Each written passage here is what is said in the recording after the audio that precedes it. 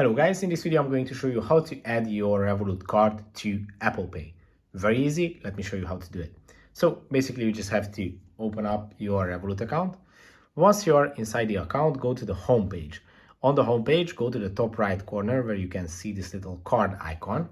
And this is going to open up your cards menu and you will see all your debit cards that are inside your Revolut account. It doesn't matter what type of cards you have. You can just basically select one of the cards that you would like to add to your Apple Pay, and this option should pop up on the bottom of the screen.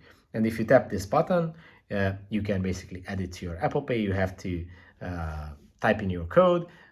Depending on the country, you might have to confirm that it's really you and your card, and confirm in the app, and it's going to then appear in your Apple Pay. And this is how it's going to show up, and you can pay with it anywhere. So yeah, it's pretty easy. I hope this video was helpful for you. If it was, please consider sending a super thanks donation.